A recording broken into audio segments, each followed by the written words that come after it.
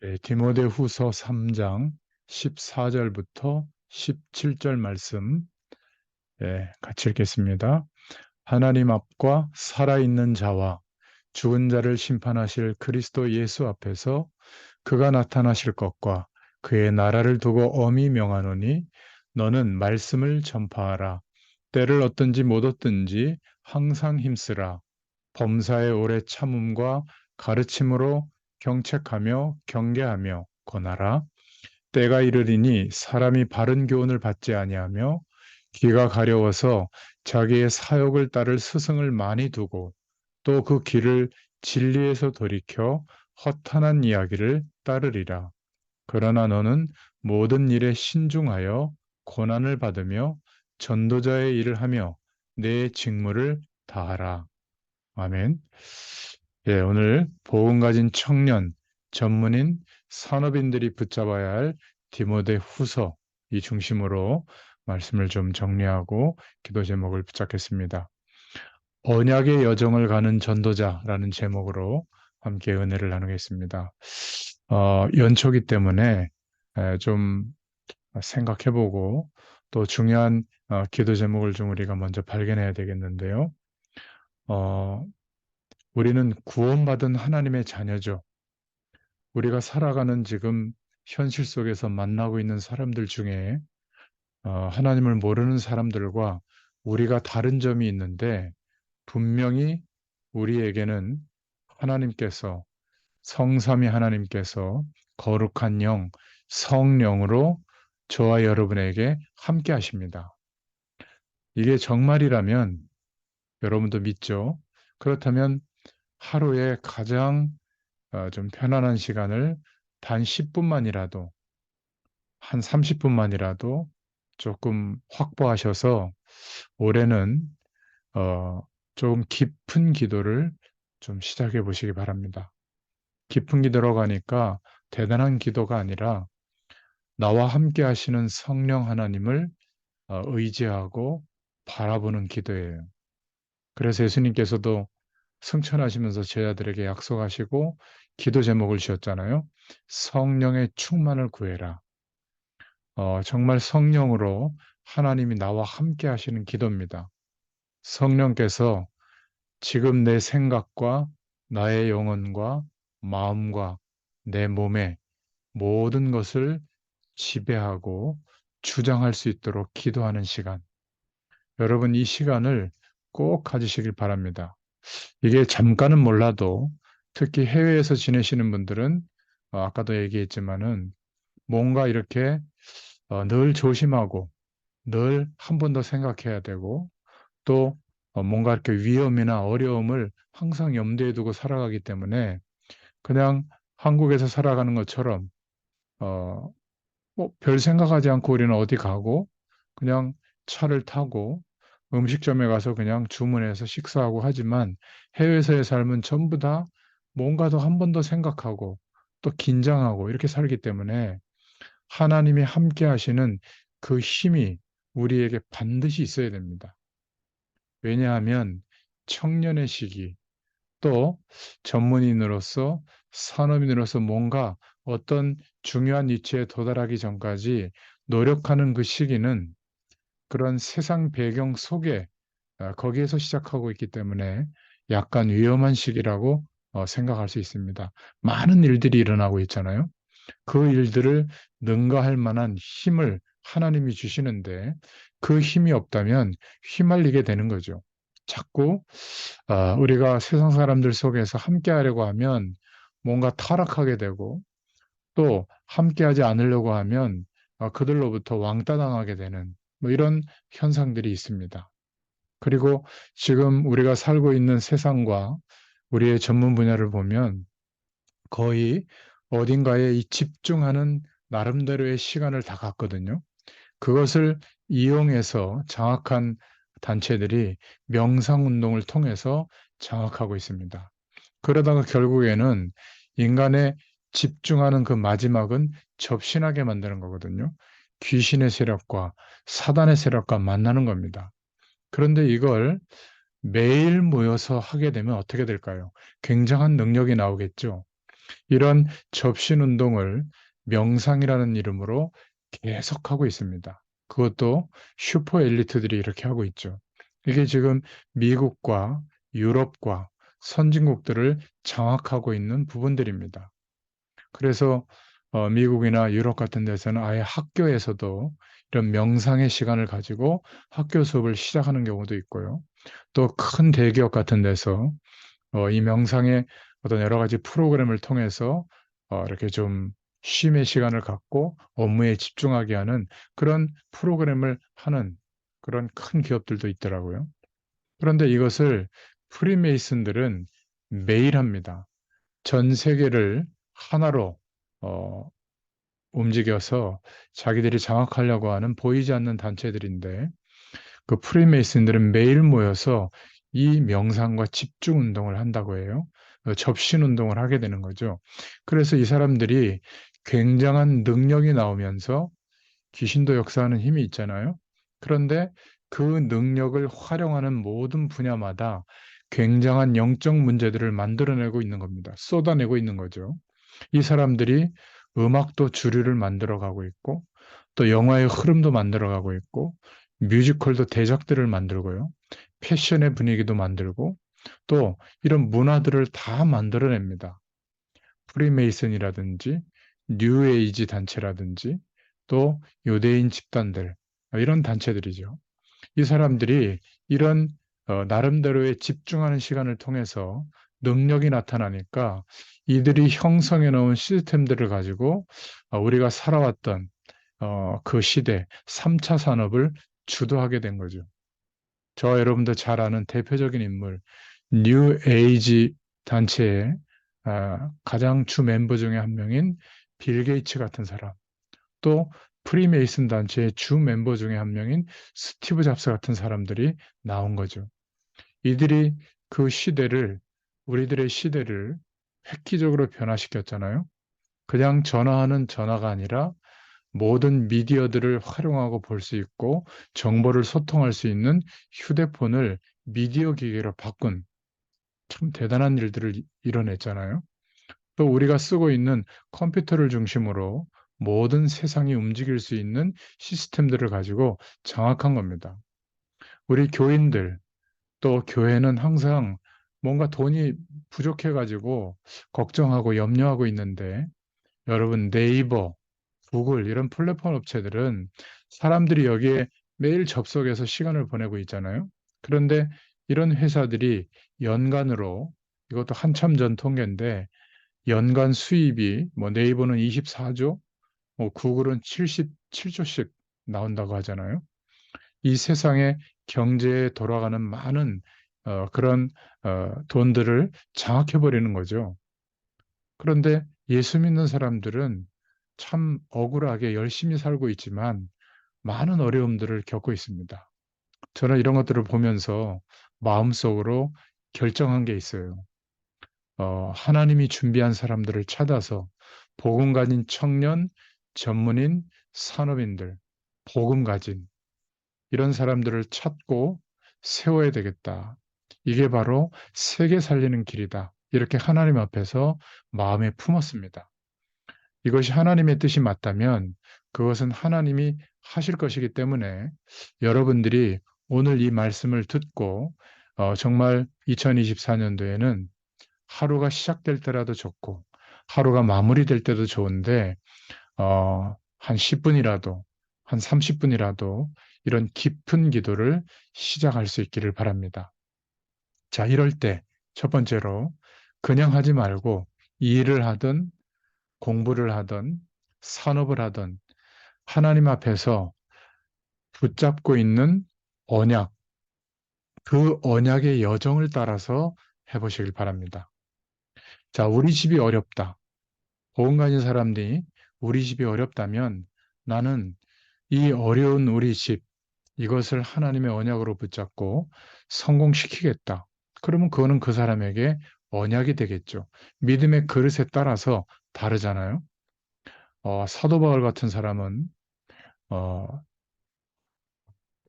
이스라엘 백성들이 하나님의 말씀과 언약을 받았지만 단 한 번도 하나님이 보내신 선지자들 순교당하게 하면서 순교의 피를 흘리게 하면서 하나님의 말씀을 증거했는데도 단 한 번도 마음에 담지 않았죠.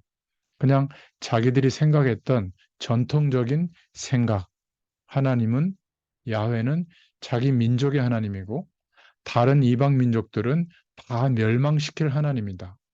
이렇게 복음을 오해한 겁니다. 그러니까 복음이 붙잡아지고 하나님이 부르시고 인도하시는 방향이 안 보이니까 자기들이 만들어 온 전통과 또 절차와 또 절기들과 또 율법의 내용들을 행위로 지키는 것을 중심으로 신앙생활을 하게 된 거죠. 그것을 바라보고 최선을 다했던 이 바울이 사울이었을 때 예수 그리스도를 만나고 하나님이 직접 창조의 빛을 비춰주고 난 뒤에 바울이 언약으로 붙잡은 겁니다. 유대인에게 국한됐던 하나님의 말씀, 이것을 복음으로 회복시켜서 모든 민족에게 증거하겠다. 바울의 그릇이 있었기 때문에 그렇게 언약으로 붙잡은 겁니다. 여러분, 일이든 어려움을 겪든 또 어떤 문제에 도전하든 새로운 시작을 하든 하나님 앞에서 복음을 가지고 하나님이 주신 그 언약이 이루어지도록 하시는 하나님의 언약의 여정을 따라서 하시기를 축원드립니다. 대부분의 사람들은 매일매일 그냥 살고 열심히 살거든요. 이 하나님이 약속하신 그 축복 속으로 우리가 들어간다는 것은 굉장히 중요한데 여기서 참고할 것은 현실과 오늘이 바로 그 언약의 여정 속에 있는 겁니다. 어려움을 당할 수도 있고 안 당할 수도 있는데 이것도 그 언약의 여정을 가지고 우리가 가고 있다면 다 의미가 있죠. 그 속에 영적인 눈을 뜨게 됩니다. 그리고 우리가 공부하는 거, 일하는 거, 산업을 일으키는 거, 이것도 언약의 여정 속으로 가면서 해야지 하루하루가 의미가 있는 것이죠. 확실한 꿈을 가지고 하나님의 말씀과 기도로 성취하면서 한 걸음 한 걸음 들어가는 것이죠. 그러면 매년 또는 우리 인생을 마무리할 때 하나님이 우리 인생을 통해서 이루시는 중요한 작품이 나오게 됩니다. 여러분, 제가 이런 이유를 가지고 이 시간을 정해서 말씀을 전하고 나누고 있잖아요. 그냥 한 것 같아도 이런 기도 속에서 하고 있는 겁니다. 이것을 코로나 시기에 하나님의 약속을 붙잡고 비대면으로 할 수 있는 어떤 길을 찾아서 이렇게 하다 보니까 이제 줌을 활용하게 되고 또 유튜브에도 그 줌에서 보내준 영상 파일과 음성 파일을 올리고 교재로도 준비하고 이러다 보니까 벌써 한 4년이 지나면서 730편이 넘는 정말 어, 복음 전할 수 있는 자료가 준비가 됐어요. 이게 얼마나 감사한지 모릅니다. 여러분, 작품이라고 하니까 대단한 게 아니라 매일매일 살아가는 우리의 삶을 하나님이 축복하시면 그렇게 됩니다.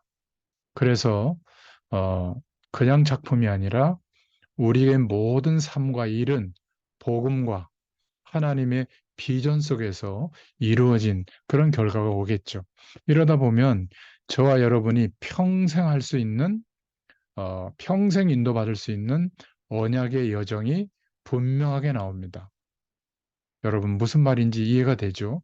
그래야 오늘이 오늘이 하나님 앞에서 이유가 있는 겁니다. 어떤 어려움이 오거나 한계가 올 때도 이유가 있다는 것을 알게 되죠. 가능하면 이것을 할 때 사람에게서 배우려고 하지 말고 여러분이 좀 깊은 기도의 시간을 가지면서 이 축복을 회복할 수 있기를 바랍니다. 제가 결론에 가서 그 축복을 누렸던 믿음의 선진들이 어떻게 그러한 축복들을 누렸는가 한번 자세하게 결론적으로 말씀드려 보겠습니다. 여러분, 그래서 서론의 두 번째로 우리는 하나님의 영에 감동된 자로 살아가기를 축원드립니다.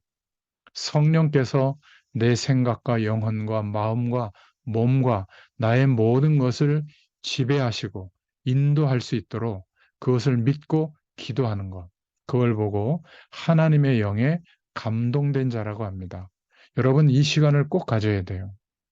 사람을 무시하라는 말이 아니라 사람들의 말을 들어가지고는 내 인생의 근원적인 문제에 방향이 서지가 않습니다. 어, 대부분 뭔가 이렇게 하루하루가 짧게 짧게 지나가는 것 같으니까 이 시간을 놓친단 말이에요. 여러분들은 꼭 이 시간을 가지시길 바랍니다. 참고로 우상 숭배를 하는 사람들을 보면 저 인도라든지 아마 동남아에서도 그런 사람들이 있을 겁니다. 이마에 뭘 붙여놓지 않았어요? 뭘 찍어놨든지. 붙여도 이마에 뭐가 붙여놨죠. 근데 그게 굉장히 위험하면서도 뭔가 있는 겁니다. 그냥 하는 게 아니죠. 그쪽으로 뭔가 영을 받는다는 거예요. 그게 굉장히 뭔가 이렇게 영적인 문제도 일으킬 수 있지만 능력이 나타나는 겁니다.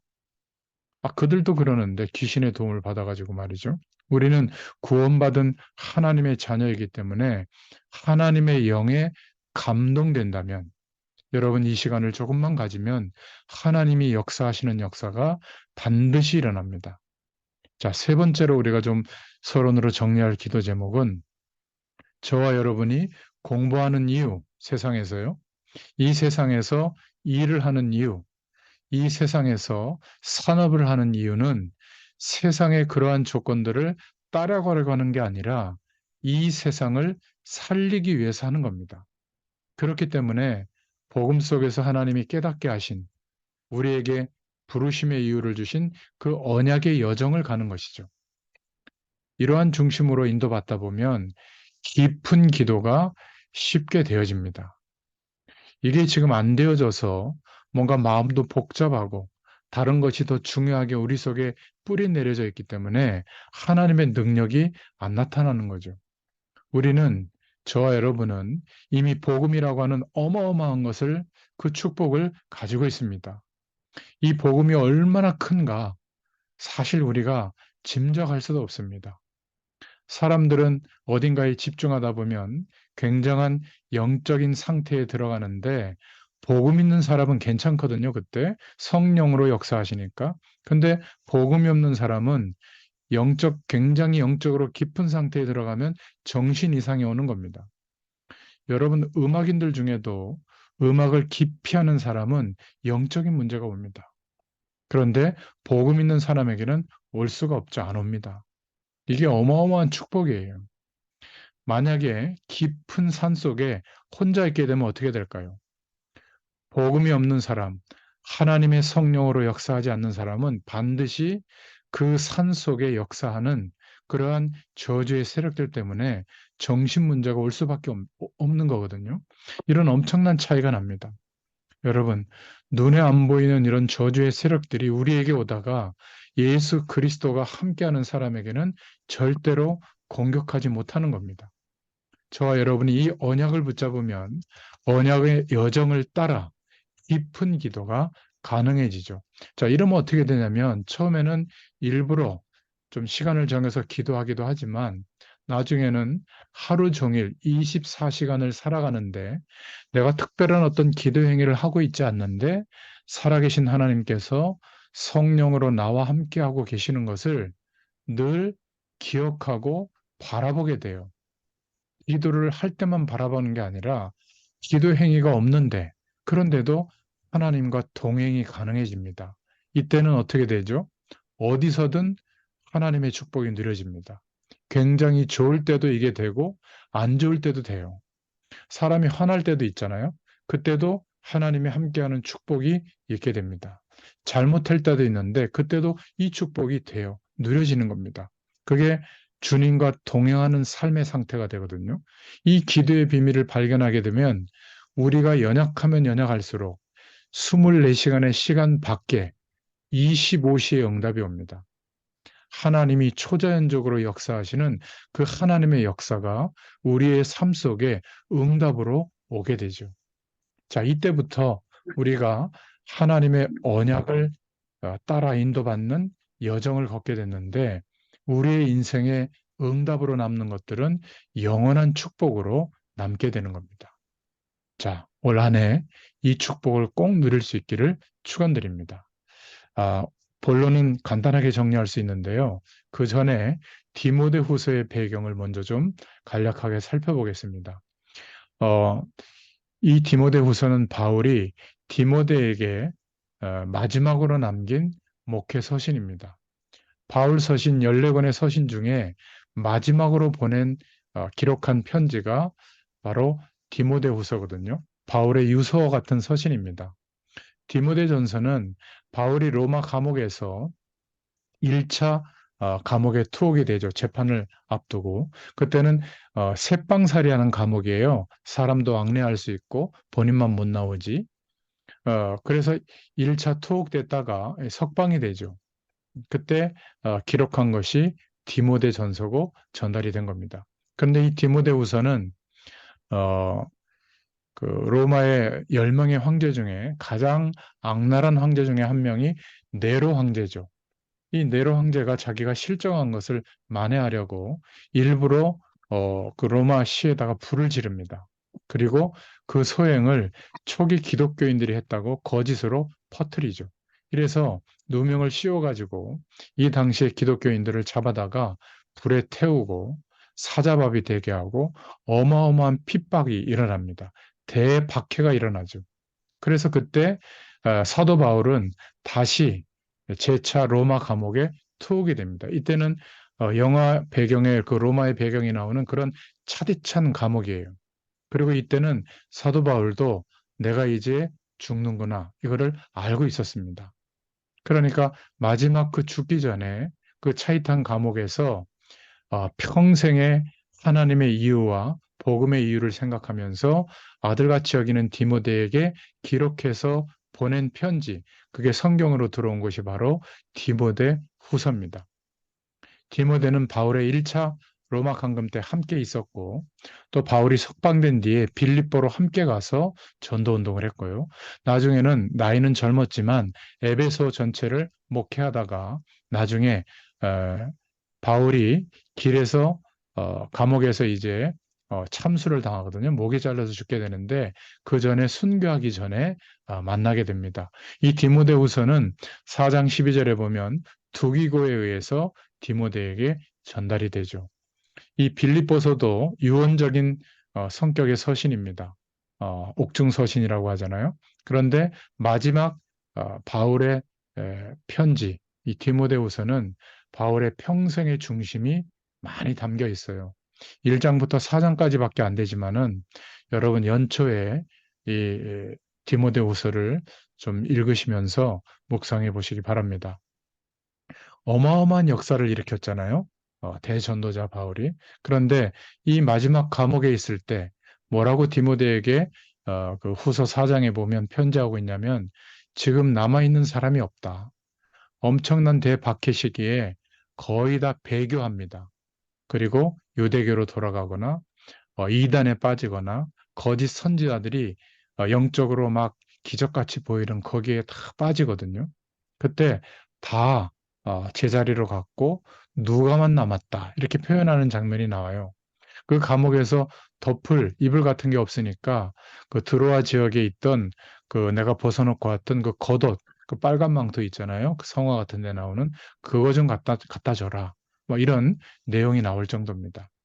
우리는 복음을 전하고 하나님의 어마한 역사를 일으키면 우리가 지금 바라보는 어떤 큰 교회, 대단한 목회자들, 이런 분들을 떠올리기 쉬운데 성경의 모든 전도자들은 거의가 다 일평생 하나님 앞에서 끝까지 복음 운동하다가 마지막에는 자기의 모든 것을 하나님 앞에 헌신하면서 거의 이렇게 순교를 당합니다.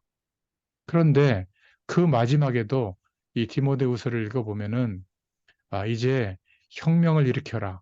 사회 개혁 운동을 해라. 이런 말은 한마디도 없고요. 오히려 하나님의 말씀으로 그리스도의 복음으로 한 영혼이 변화되면 온 세상을 변화시킬 수가 있고 하나님의 나라가 도래할 것이다. 주님 곧 재림할 것이다. 이런 믿음으로 마지막까지 헌신하는 장면이 나옵니다.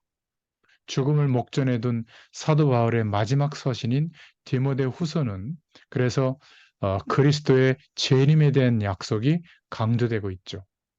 네로의 대박해로 배교자가 속출했고 이 틈을 타서 거짓 선지자와 이단들이 난무했습니다. 이런 상황에서 디모데를 향해서 믿음의 선한 싸움을 싸우도록 당부했죠. 이 시대도 보면 어떤 육신적으로 막 괴롭다 이런 시대는 아니지만 도대체 진리가 뭘까? 너무 대단한 사회적으로나 문화적으로나 정치적으로나 또 이념적으로 사상적으로 세상에 보면 대단한 것들이 많습니다. 그런데 교회는 하나님의 말씀은 굉장히 작게 보이는 착각이 오죠. 그러다 보니까 내가 세상 가운데 살면서 굉장히 부족하고 굉장히 작은 인생이라고 생각합니다. 여러분, 이 기준이 바뀌어야 돼요. 하나님의 말씀은 위력이 있습니다.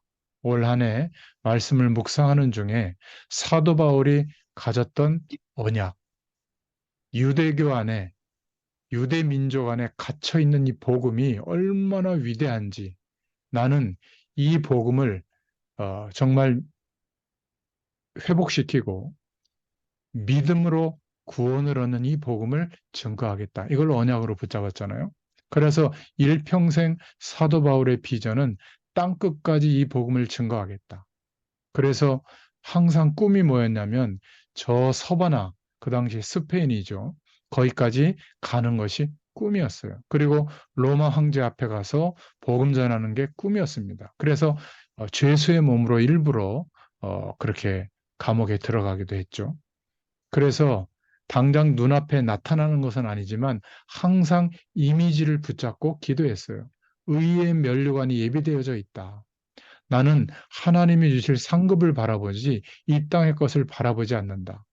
그 마지막 감옥에서도 주의 재림을 기대하면서 그렇게 순교하게 되죠. 결국 이러한 사도 바울을 통해서 성경, 캐논, 기준이 되는 성경 안에 14권의 하나님의 성경이 들어오게 되고요. 또 로마서 16장에 보면 그 당시에 로마를 복음화했던 끝까지 전도자들을 도왔던 로마서 16장의 인물들, 또 디모데후서 4장에도 보면 바울이 마지막으로 서신으로 편지하는 그 편지에 등장하는 인사하는 그런 마지막 인사에 등장하는 제자들이 있습니다. 이러한 작품들이 남겨지게 됐죠. 여러분, 이러한 사실들을 기억하면서 오늘 본론을 보겠습니다. 첫 번째는 어, 눈물에 대한 부분이 나옵니다. 디모데후서 1장에 보면 내 눈물을 생각한다. 그래서 너 보기를 원함은 내 기쁨이 가득하게 하려 함이니 이는 내 속에 거짓이 없는 믿음이 있음을 생각함이라. 여러분, 눈물을 왜 흘리느냐에 따라서 무슨 눈물을 흘리느냐에 따라서 저와 여러분의 운명이 결정되죠. 키 작아서 흘리는 눈물도 있고요. 뭐 성적이 안 좋아서 흘리는 눈물도 있고 돈이 없어서 흘리는 눈물도 있고 사람들의 어떤 공격과 또 사람들의 어떤 비웃음 때문에 흘리는 눈물도 있겠죠. 여러분, 여러분은 마음속에 어떤 눈물을 흘리고 있습니까? 꼭 눈에서 눈물이 떨어져야 되는 게 아니라 그 눈물이라고 하는 것은 뭔가의 상처거든요. 그 다음 것이 반드시 따라옵니다. 제가 말씀드린 서론에 그 깊은 기도를 찾고 그 은혜 속에 들어가 버리면 완전히 달라집니다. 시대 시대를 살렸던 하나님이 시대마다 복음이 희미해졌을 때 남겨놓으신 자들을 일으켜서 그 남겨놓은 자, 남은 자를 영어로 번역한 단어가 렘넌트거든요. 그 렘넌트들이 시대마다 흘렸던 눈물은 달랐습니다. 막 소리내서 통곡하는 그런 눈물이 아니라 아무 데서나 그러면 이상한 거잖아요. 지금 이스라엘 민족이 세계를 변화시킬 만한 어마어마한 복음인데 이 하나님의 약속을 잃어버리고 자신들 민족을 위한 하나님으로만 생각하고 땅끝까지 가라고 하는 이 복음의 방향은 차단시키고 오히려 다른 민족은 하나님이 멸망시킬 거라고 하는 착각을 하게 되고요. 그러다 보니까 나라가 무너지고 교회가 완전히 무너지고 성전이 완전히 무너졌잖아요. 지금 민족 전체가 포로가 되고 노예로 7번이나 큰 유대 역사를 보면 이스라엘의 역사를 보면 큰 재난과 전쟁 속에 빠지게 된 거거든요. 이것을 본 눈물을 말해요. 사도 바울도 그 눈물이 있었고요. 제자였던 디모데에게도 이 눈물이 있었습니다. 여러분, 이 마음속에 하나님의 부르심과 이 시대를 향한 눈물이 있는 사람들은 하나님의 계획을 하나님은 그 사람들을 통해서 이루어 가십니다. 올 한 해 우리의 현장과 시대를 보는 눈이 있기를 축원드립니다. 우리 이창현 집사님 같은 경우는 권사님 같은 경우는 아마 세계 선교를 위해서 청년회 때부터 기도했던 것 같아요. 그러니까 어, 세계 현장을 아예 마음에 담도록 1년씩, 1년 반씩 이렇게 움직이게 하시는 것 같은데 여러분 특별히 그 나라에 가거나 할 때는 그 나라의 역사를 한번 보세요. 캄보디아나 이런 나라가 굉장히 역사적으로 상처가 많은 나라입니다. 어려움을 많이 겪었던 나라들이거든요. 그들이 어떤 비참한 인생을 살고 있고 사단은 그 나라와 민족을 어떻게 아직까지도 장악하고 있는가. 그 속에 내가 일 때문에 간다. 그러면 또 다른 하나님이 주시는 애통하는 마음이 있을 겁니다. 여러분, 그러한 눈물의 마음으로 저와 여러분의 가문을 생각해 보시면 저와 여러분이 살려야 되겠다고 하는 눈물이 있을 거예요. 저와 여러분의 교회, 앞선 세대들, 그 세대들이 발판만 놔주는 것만 해도 감사하죠. 저와 여러분이 전부 회복시키고 살려내야 되겠다. 이 눈물을 말합니다. 디모데에게는 바울에게서 전달되어진 그 눈물이 있었습니다. 전 세계가 숨은 문제로 고통당하고 있구나.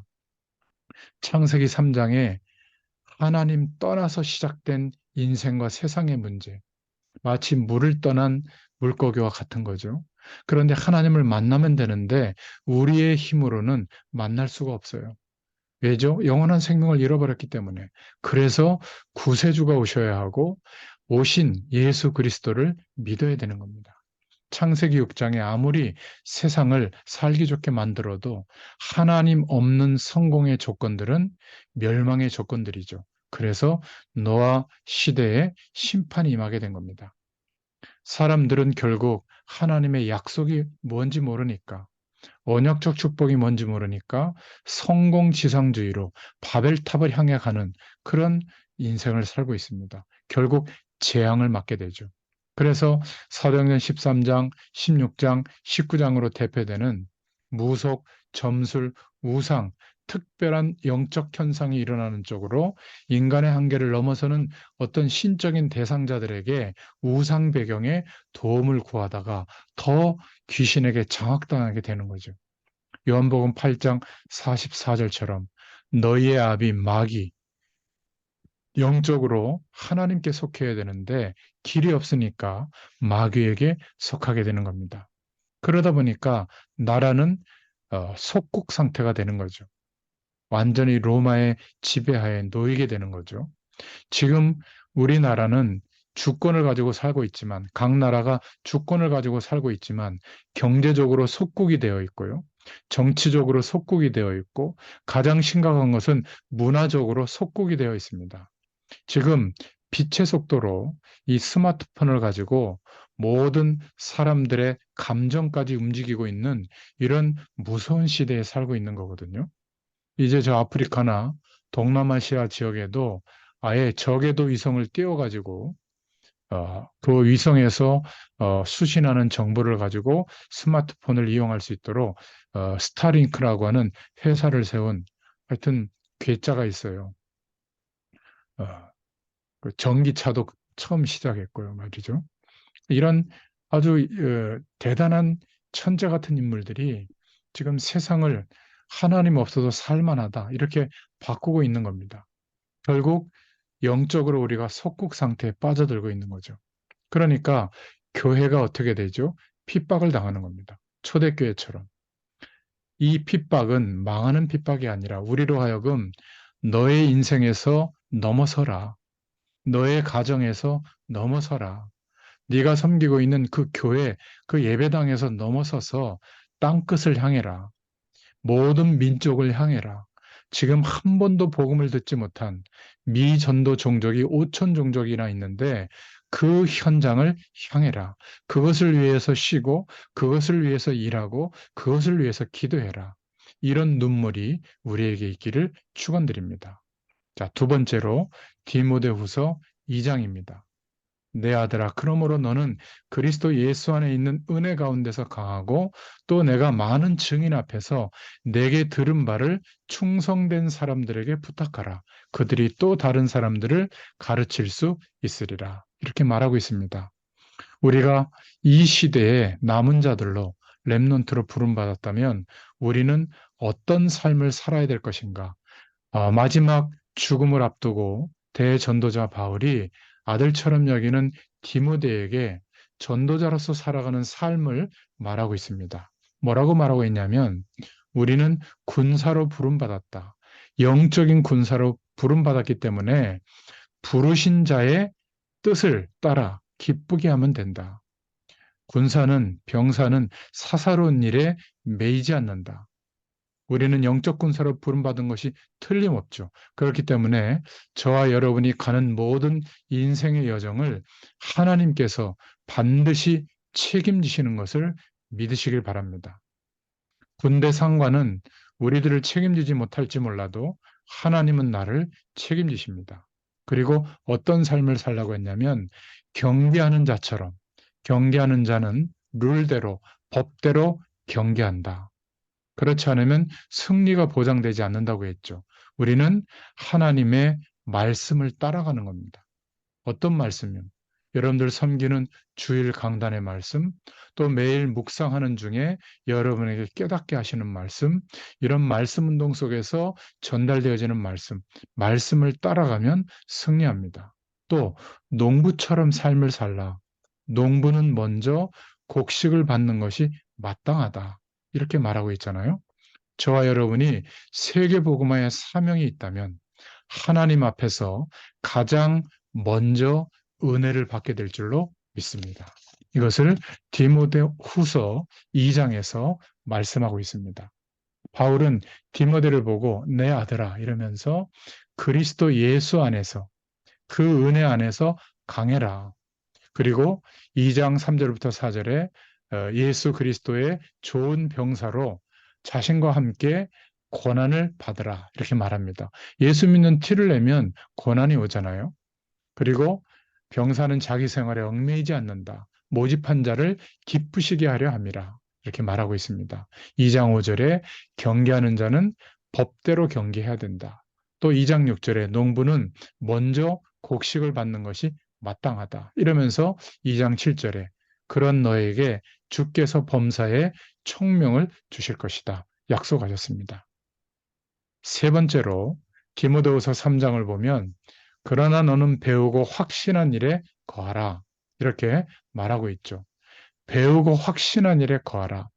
왜냐하면 마지막 날에 가까울수록 고통하는 때가 이른다. 그래서 하나님의 말씀에 배우고 확신한 일에 거해라. 이 지구상에 왜 자꾸 고통이 오는가? 이거를 3장에서 설명하고 있죠. 그래서 너는 어려서부터 하나님의 말씀을 들었고 어려서부터 훈련된 것이 축복이다. 우리를 온전케 하는 것이 말씀이다. 이렇게 말하고 있죠. 디모데후서 3장 2절에 마지막 때는 고통하는 때가 이르는데 사람들이 자기를 사랑한다. 그리고 3장 4절에 쾌락 사랑하기를 하나님 사랑하는 것보다 더하다. 3장 6절에 여러 가지 욕심에 끌림 바 되고 있다. 이렇게 말하고 있죠.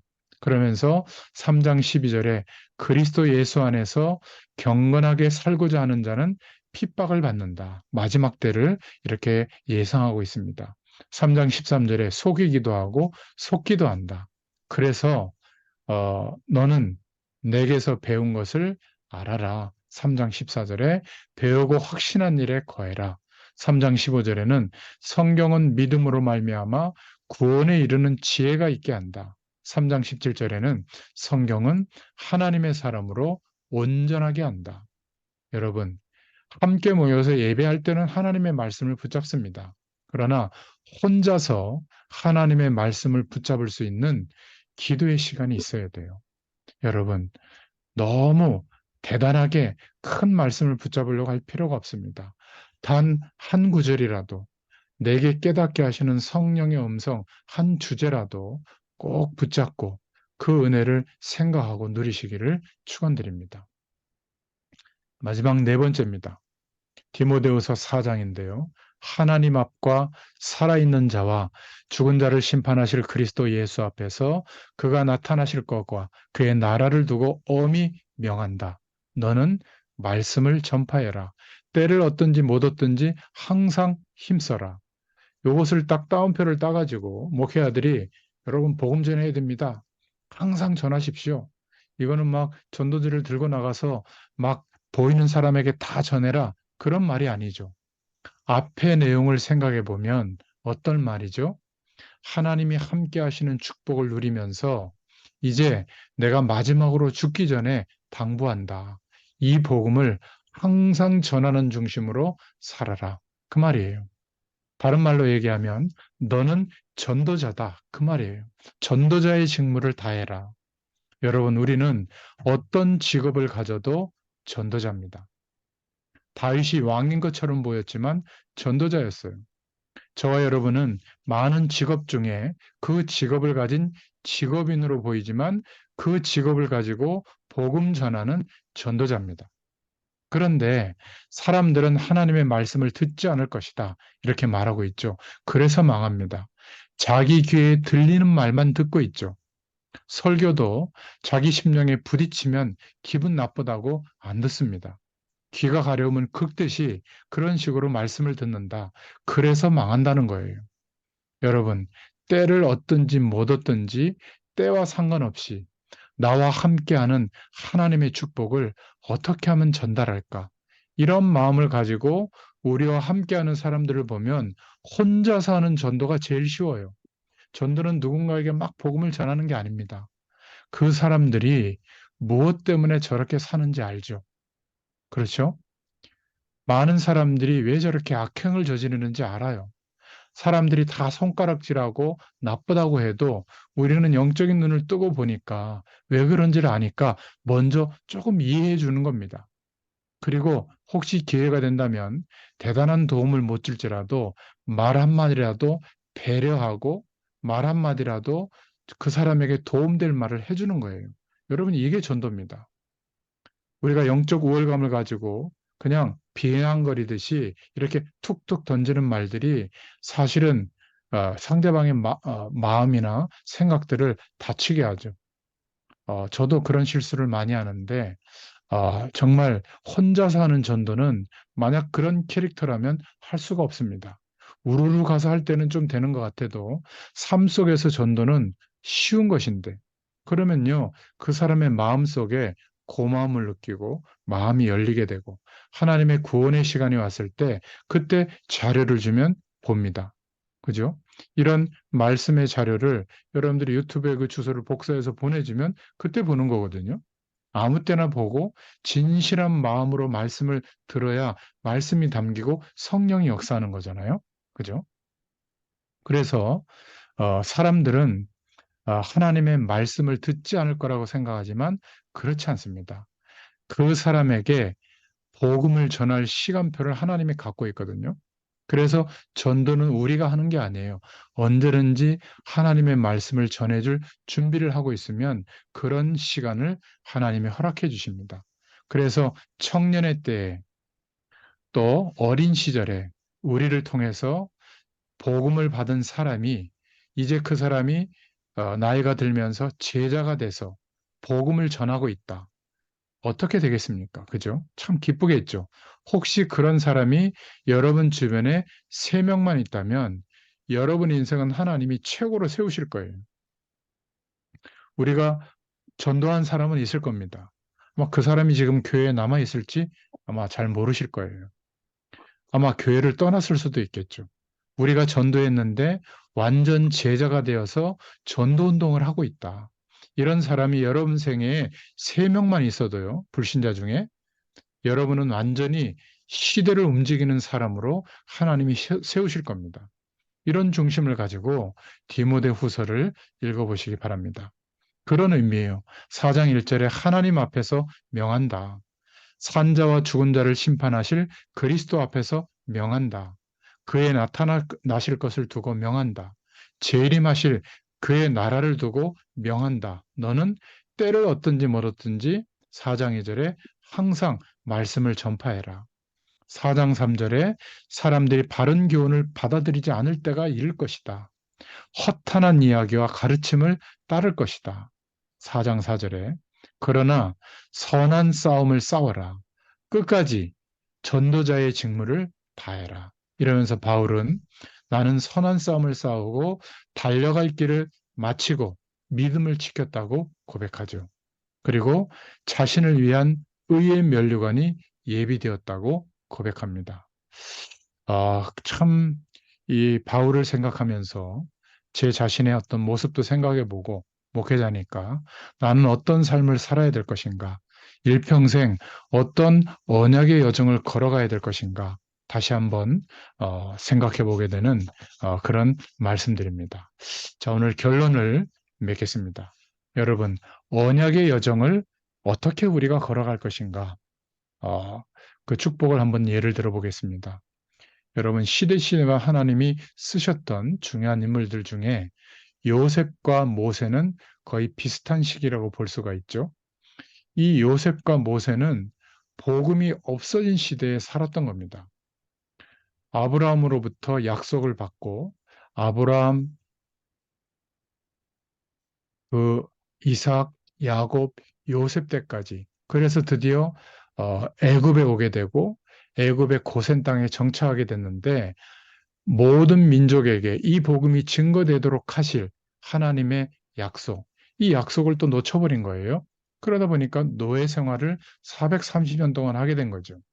그래서 복음이 없어진 시대에 노예가 된 시대에 살고 있었던 겁니다. 그 요셉은 처음부터 노예로 가게 된 거죠. 그 노예 현장에서 요셉과 모세는 언약을 붙잡게 된 겁니다. 이 복음을 회복해야 되겠다. 그죠? 그래서 요셉과 모세는 어떤 비전을 갖게 됐냐면 그 비전은 이스라엘 민족을 해방시키는 거였습니다. 이게 하나님이 주신 비전이었어요. 그 비전을 따라 사건을 겪고 일을 하고 꿈을 꾸게 된 것이죠. 출애굽은 하나님의 뜻이다. 이것을 비전으로 붙잡게 된 겁니다. 그리고 어떤 꿈을 꾸게 됐냐면 지시하는 땅, 가나안 땅을 향해서 가게 됐죠. 그 가나안 땅은 메시아가 오는 땅입니다. 우리로 말하면 세계복음화의 약속을 붙잡은 거죠. 그리고는 아직 일어나지 않은 가나안 땅에 들어가서 정착한 것을 믿고 여호수아야 내가 밟는 땅을 주겠다고 해야 되는데 내가 밟는 땅을 주었노니 이렇게 말하는 겁니다. 아직 이루어지지 않았지만 말씀으로 언약으로 붙잡고 꿈꾸던 그것을 이미지로 붙잡고 믿음으로 도전했던 겁니다. 이때 많은 기적들이 일어났죠. 그럴 때 어떤 작품이 남겨졌습니까? 그 인생에 가나안 땅의 마지막 작품이 성막이었죠. 광야길 가는데 그렇지 않습니까?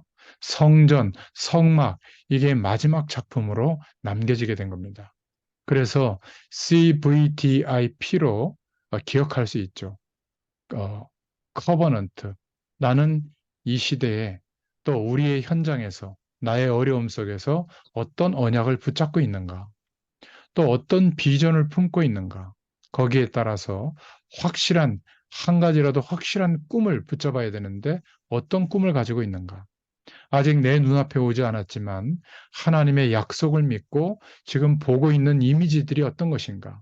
그것을 따라 어려움도 견디고 사건도 이겨내야 되지 않겠어요? 그리고 나는 하나님 앞에서 어떤 작품을 남길 것인가? 내 인생의 결과를 어떻게 남길 것인가? practice. 그죠? 그래서 CVDIP로 기억하면 좋습니다. 또 예를 들어 보겠습니다. 사무엘과 다윗은 같은 시대라고 볼 수 있는데 이때 사무엘과 다윗의 시대는 계속 블레셋이 쳐들어오는 전쟁 속에 있었던 겁니다. 이 전쟁 속에서 언약을 붙잡게 된 거예요. 그러면서 하나님의 언약을 가지고 어떤 비전을 품게 됐냐면 샬롬, 하나님이 주시는 평안을 누리게 하는 것. 이게 그들의 비전이었습니다.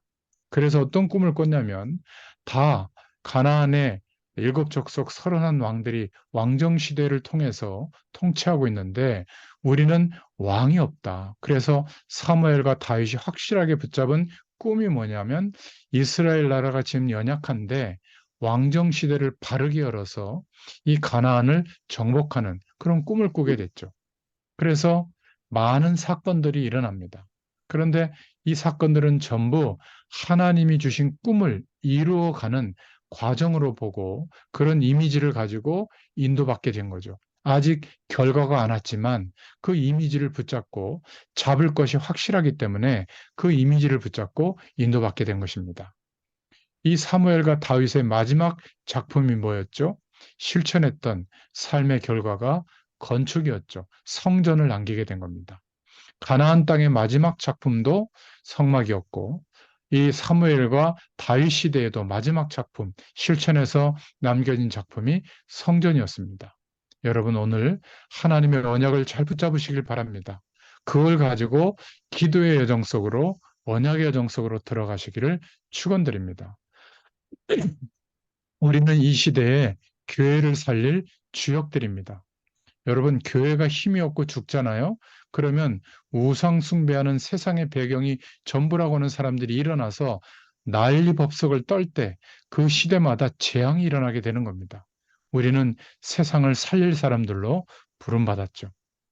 한 번 더 설명해 보자면 세 번째로 엘리야와 엘리사를 볼 수 있습니다.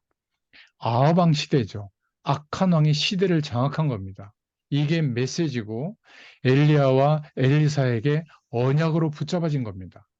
여러분, 신자든 모든 하나님의 백성들은 어려움이 왔든 응답이 왔든 안 왔든 상관이 없이 하나님이 주시는 언약, 메시지를 붙잡아야 됩니다. 나에게 큰 어려움이 왔다? 그게 메시지입니다. 우리 집은 왜 이럴까? 그게 메시지입니다. 거기서부터 언약을 붙잡는 것이죠. 엘리야와 엘리사가 그 시대의 악한 아하방 시대에 메시지를 붙잡은 겁니다.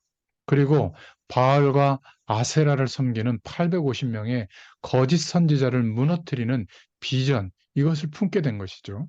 그리고 어떤 꿈을 꾸었습니까?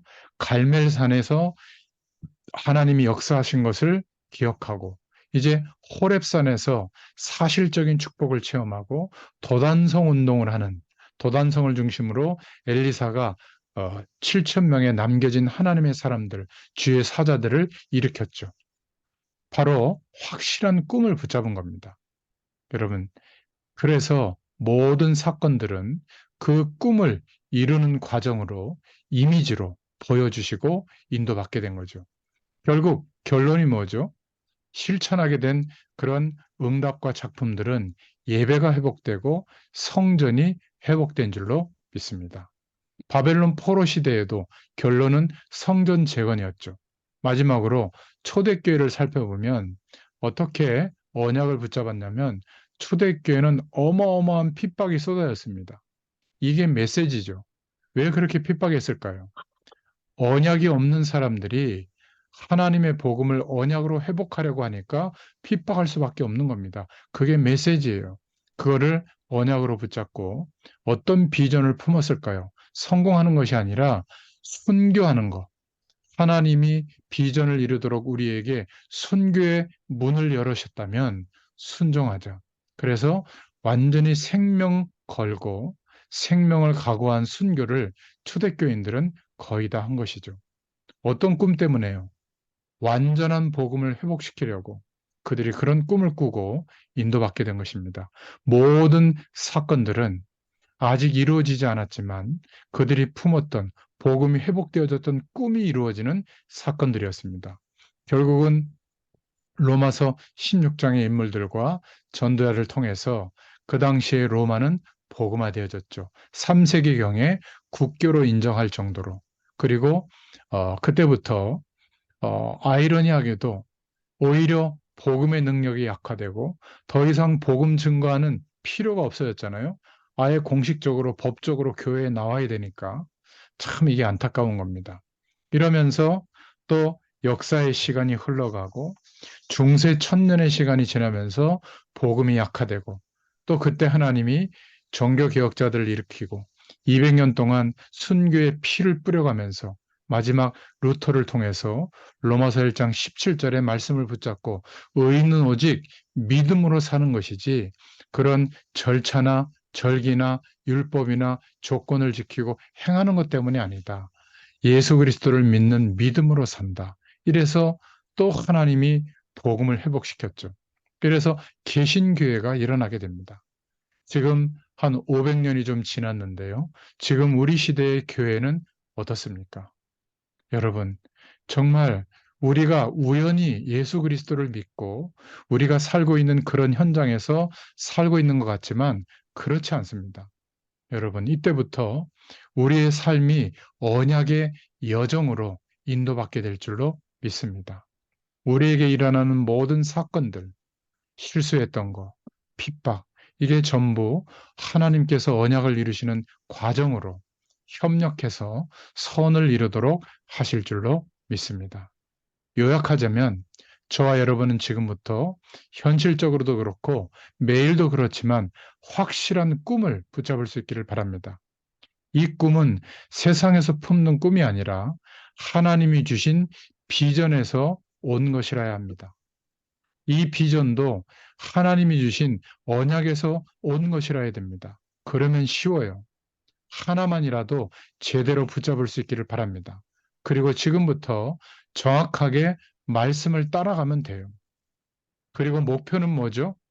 우리의 인생을 마무리할 때 전 세계를 살리는 모든 민족에게 복음이 증거되도록 하는 그러한 작품을 남기고 서도록 이게 하나님 앞에서 우리가 결정하고 인도받아야 될 언약의 여정인 줄로 믿습니다. 저는 부족하지만 이게 확실히 정해져 있어요. 그래서 모든 것이 이러한 기도 속에서 하루하루를 인도받고 있습니다. 여러 가지 이해가 안 되는 문제들도 이 속에서 기도하면서 또 하나님 바라보면 깨닫게 하시고 또 그 속에 길을 열어주십니다. 그리고 말씀 준비해서 현장에 가서 말씀 전하고 말씀 운동하기 바빠요. 다른 거 신경 쓸 새가 별로 없습니다. 그러다 보니까 이런 놀라운 은혜와 축복들이 작년에도 그랬지만 올 한 해도 계속 쏟아부어 주실 줄로 믿습니다. 이게 저와 여러분들이 누릴 축복입니다. 여러분, 막막해도요, 아무것도 걱정할 필요가 없습니다.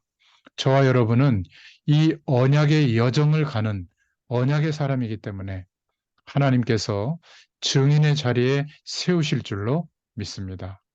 2024년도에도 이러한 축복이 저와 여러분의 현장에 있기를 예수님의 이름으로 축원합니다. 기도하겠습니다. 하나님 감사합니다. 사도 바울이 마지막 전도자로서 생을 마감할 때 아들처럼 여기는 디모데에게 부탁한 그 말씀이 우리에게도 언약이 되게 하시고 우리가 일평생 걸어갈 수 있는 언약의 여정이 정리가 되게 하시고 그 속에서 우리의 매일매일이 하나님이 주시는 힘을 가지고 축복된 걸음을 내디딜 수 있도록 올 한 해도 축복하여 주시옵소서. 디모데 후서의 말씀이 우리의 응답이 되도록 역사하여 주시옵소서. 예수님의 이름으로 감사하며 기도드렸습니다. 아멘. 감사합니다. 감사합니다.